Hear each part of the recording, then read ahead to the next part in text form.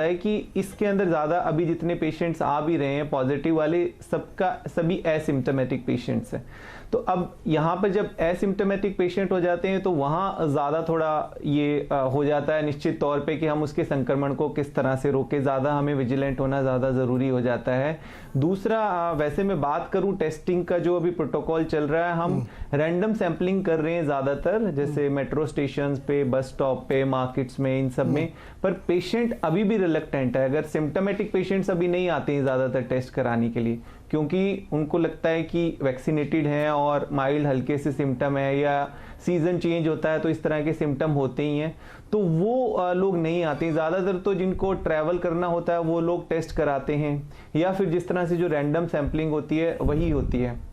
तो निश्चित तौर पे अगर टेस्ट सिम्टोमेटिक लोग नहीं कराएंगे तो कहीं ना कहीं हम जो ट्रांसमिशन है उसको रोकना हमारे लिए थोड़ा सा मुश्किल होगा, क्योंकि अभी जिस तरह से देख भी रहे हैं और सबने बात भी की, विंटर्स का समय है ही, हमारे रेस्पिरेटरी जो वायरसेस है और सारे बढ़ जाते हैं, वेडिंग सीजन चल ही रहा है, घरों के अंदर इनफैक्ट अब बाहर जिस तरह से दिल्ली के अंदर तो काफ़ी बैन हो गए हैं, पर अगर हम इंडोर की बात करें तो कई बार होता है ऐसा लोग कि इंडोर प्लान कर लेते हैं कि हम लोगों को एक गेट टुगेदर करना, पार्टी करनी है। तो यही जो चीज़ों को अगर हम किसी तरह से रोक पाएंगे तभी हम जो अभी बात भी कर रहे थे कि अभी फ़िलहाल हमको ट्रांसमिशन को रोकना है, क्योंकि दिक्कत क्या होती है कि केसेस लोड बढ़ने के बाद हमारे जो हॉस्पिटल्स और डायग्नोस्टिक सेंटर्स में वो पेशेंट्स नहीं पहुंच पाते, लोगों को एक्चुअल में अदर जो डिजीज के लिए फॉलोअप के लिए रिक्वायरमेंट होती है वो हॉस्पिटल्स नहीं पहुंच पाते हैं, क्योंकि कोविड का लोड उस तरह से बढ़ जाता है। तो इन सब चीज़ों को देखते हुए हम लोगों को देखना पड़ेगा कि अभी ट्रांसमिशन को हम किसी तरह से रोकें। ट्रांसमिशन को रोकें, ये इस क्वेश्चन को थोड़ा सा मैं पलटना भी चाहता हूँ। तो लेकिन डॉक्टर पंडित, क्या इस डेल्टा के पूरे पैटर्न को, पूरे बिहेवियर को हमने समझ लिया है? ये सवाल है। इसका संदर्भ ये है कि कैम्ब्रिज यूनिवर्सिटी ने एक ट्रैकर बनाया है इंडिया स्पेसिफिक, तो 24 तारीख को और आज का उन्होंने जो डेटा निकाला उसमें उनका प्रेडिक्शन ये है, जो बिल्कुल का IIT कानपुर वाले से मैच करता है, कि विद इन वीक्स ओवरवेल्म्ड होगा और बहुत तेज़ी से केसेस बढ़ेंगे, लेकिन शॉर्ट लिव्ड होगा, ये जल्दी ये फिजल आउट भी होगा। तो इस रफ्तार से बढ़ने वाले वेरिएंट का क्या हमने पैटर्न पूरी तरीके से समझ लिया जिससे कि हम रक्षा करने के लिए अपने हथियार इकट्ठा करें? देखिए, पूरी तरह से पैटर्न तो समझ नहीं सकते हैं, क्योंकि ये ओमाइक्रॉन वेरिएंट जो है वो करीब करीब 5 हफ्ते 6 हफ्ते से ही हमें पता है। नवंबर 24 को पहली बार इसके बारे में पता चला है और उसके कुछ दिन पहले शायद साउथ अफ्रीका में इसके बारे में चर्चा हुई होगी। तो हम 6 हफ्तों की हमें करीब करीब बात चल रही है हमारी।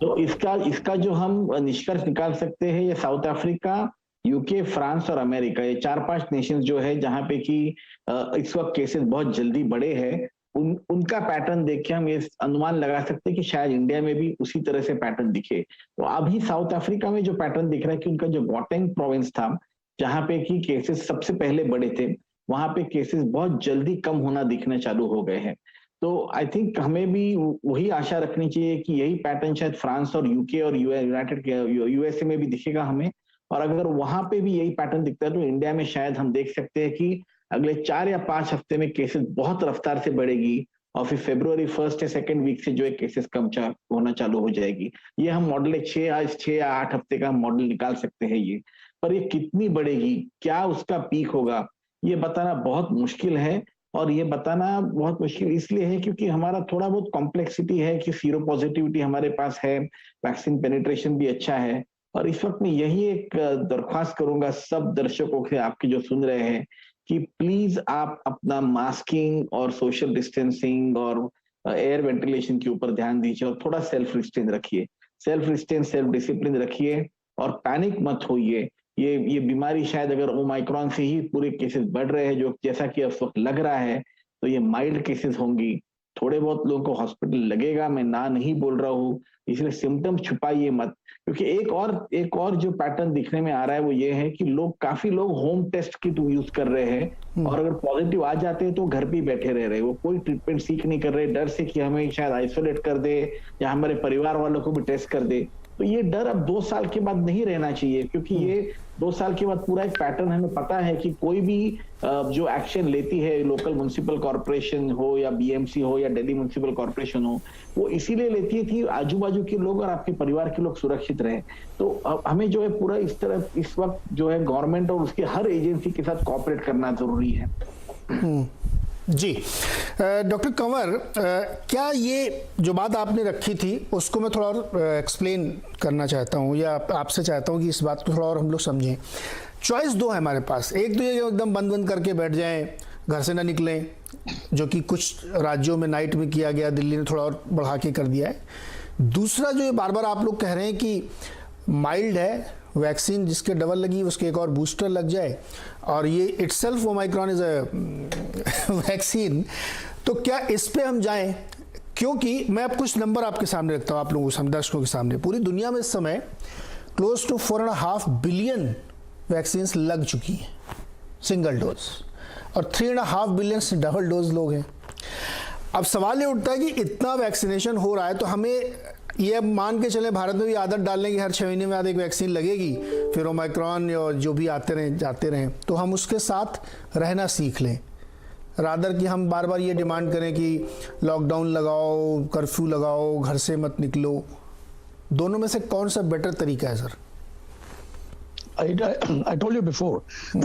कि लॉकडाउन के फेवर में तो मैं बिल्कुल नहीं हूँ। अगर नंबर बहुत ज्यादा बढ़ जाते हैं, ओवरवेलमिंग हो जाते हैं और हॉस्पिटल्स के ऊपर लोड बढ़ना शुरू हो जाता है, तब हमें लॉकडाउन की तरफ या पार्शियल लॉकडाउन की तरफ जाना चाहिए। वो तो एक ऐसी चीज होती है जो कि डेली आप उसको रिव्यू करते हो, इवॉल्व करते हो, वीकली आपके डिसीजंस चेंज होते रहते हैं। जैसे लास्ट ईयर भी बार बार डायरेक्टिव्स आया करते थे, गवर्नमेंट ऑफ इंडिया से भी आते थे, लेकिन दिल्ली गवर्नमेंट के भी आते थे। सो सर्टेनली जब इतनी वैक्सीन लग चुकी है, उसके बावजूद दुनिया का जो एवरेज नंबर चल रहा है इस वक्त वो उतना ही है, अभी रिकॉर्ड पीक पे चल रहा है। तो see the virus is much smarter. आज जो आप उसकी